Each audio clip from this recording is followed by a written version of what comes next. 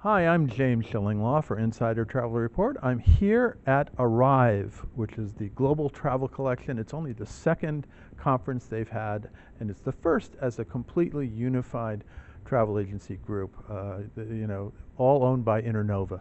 So I'm here with actually someone we've interviewed before. We interviewed up in Glen Eagles a few months back. It's Josh Stevens, who's the Senior Vice President of Strategy and Growth.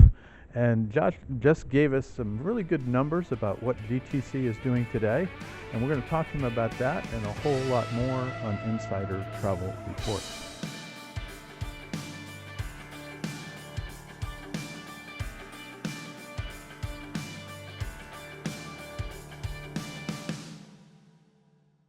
Josh, first of all, great to see you. A little bit of a different setting this time. We're in Austin this time, right? We're in Austin, we're in Texas, my first time here. But yeah, really, really great setting for our event. Last night was great. I really enjoyed it. We had some live music. Unfortunately, I don't eat meat, so the food was lost on me a bit. So barbecue's not going to be your thing, and like that. Not my meal, unfortunately. But no, it's really great to be here in Austin, and yeah, so great to be here as one company. Well, let's talk about that. And you're now doing statistics as one company, Global Travel Collection. Now you've all the brands that were acquired, including Pro Travel, Zell, Altour, I believe, and In the Know. Those are all part of this group now. But talk a little bit about what you're seeing in terms of their production, about what they're doing. I think you have incredible growth in ADR of the properties they're booking, right? We do, yeah, we do. And actually it's great to be able to look at the data across all of those different business units, those types of business. So we've seen incredible growth. We're up 9% year to date. Looking further ahead, we're up 10% for the remainder of the year.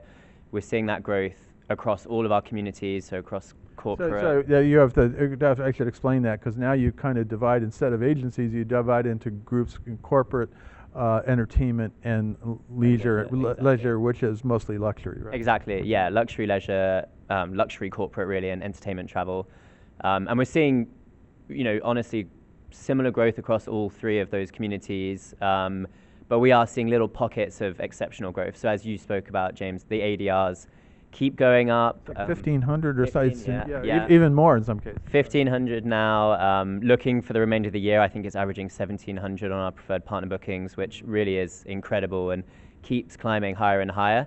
But the good thing is we're seeing the demand go up with it. So we're not seeing any travel be left behind because of those ADRs. The luxury client is willing to pay and is still booking. That was going to be my question, because obviously the economy, in many respects, that we've seen an increase in airfares, we've seen an increase in maybe other rates going on.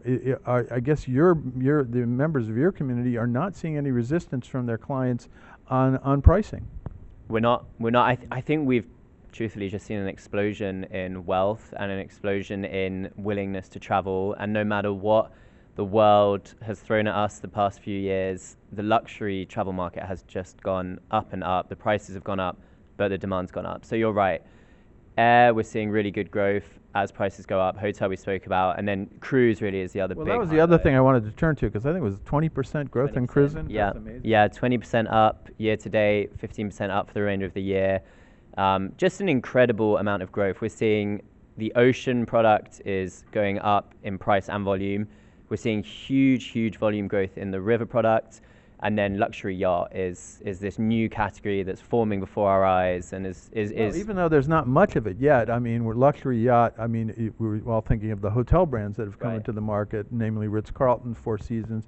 We have some more coming up. Not all, and there's only a few ships in the whole market, but you're seeing from your clients, they really want to go on these ships, right? Yeah, we've seen it grow. I mean, obviously from a base of 0 a few years ago to it's accounting for 5% of our cruise sales now. It will keep climbing higher. It will be 10% potentially by the end of the year. And the really interesting comparison between the products is the price. The price it's pricing at 4 times premium sometimes to what is quite expensive river and ocean products sometimes that our clients are buying.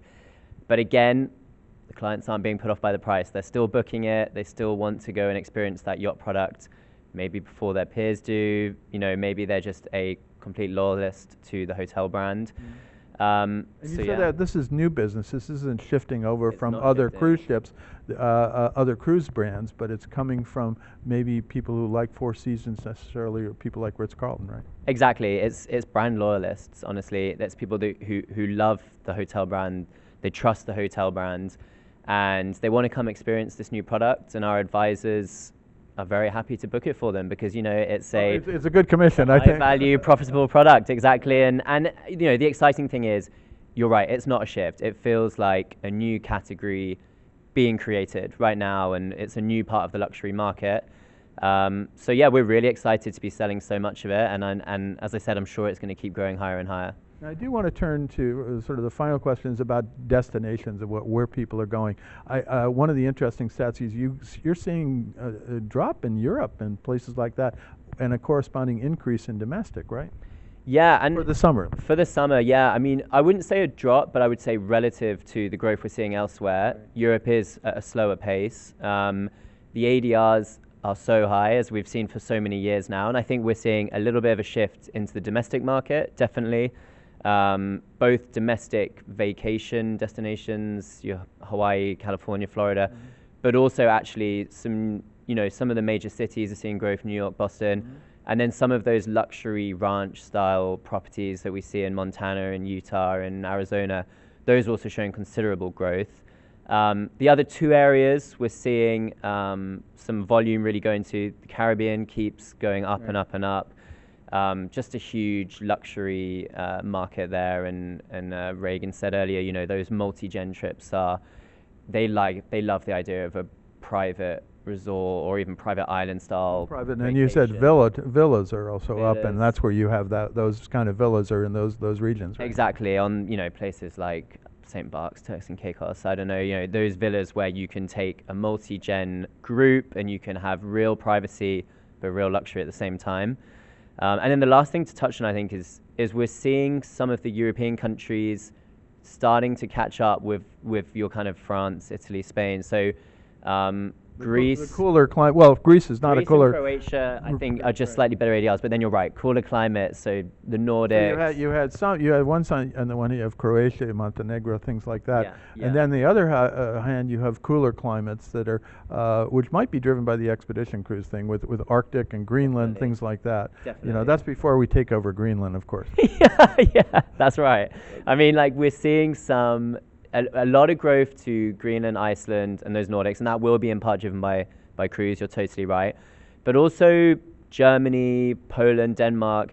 I think we're still seeing there's luxury hotel there. There's new luxury hotel openings, and that's driving more and more demand. And you're right, it could also be climate. Truthfully, it could be people searching for a slightly better value for their luxury trip also in those markets. So we'll continue to see that, but you know, those classic markets of Italy, France, Spain, UK, they still remain really strong and really robust, and Well, they I will. love Italy, but in July it can get a little hot It's walking getting around hotter. there, and, Yeah. and maybe it'd be nice to be up in Norway or Greenland or Denmark, places like that. So that maybe people are starting to realize that. But because you know, especially as pricing is going up a little bit in those markets, and people are trying different things. Right? Yeah, they're trying different things, and you know, they're looking to their advisor. They're looking to their advisor to, you know, tell them where's the place I should be going to. I've gone to Italy for the past 2 summers.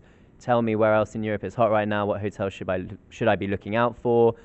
And then domestically, you know, if you can find a property that you're just excited to go to, and it's domestic, and you don't need to worry about, you know, maybe a long passport queue into Europe or the climate or geopolitical concerns, the domestic market will just keep looking more and more attractive, and the properties they're so sellable for our advisors. They're an incredible proposition. That luxury market is there's just so many angles to it in the US right now. So yeah, we're seeing it as a growth market, not as a sort of backup market, as you know, sometimes it might have been thought of a few years ago. Fantastic. Well, Josh, thank you very much for taking the time here. A second interview we've done with you. This time it's sort of coming together. Here we are all as one in Austin for the first time, Global Travel Collection, and for the first time you're starting to report as a single unit, right? So all the numbers are really interesting considering this is really the heart of the luxury travel market. Yeah, as I said at the start, we're so excited to be here and be here as one business where we can, talk about both our value but our scale in the marketplace, and all of us being in one group, one community together feels really, really special. So yeah, thank you for joining us here, James, and looking forward to the rest of the event. Well, I missed the first one, but I'm here for this one. So, and we talked. You were actually at an Internova luxury conference, which had bits and pieces from all of Internova. This is actually just Global Travel Collection. So, again, great to see you. Thank you, James. Great to see you too. I'm James Shillinglaw, and this is Insider Travel Report.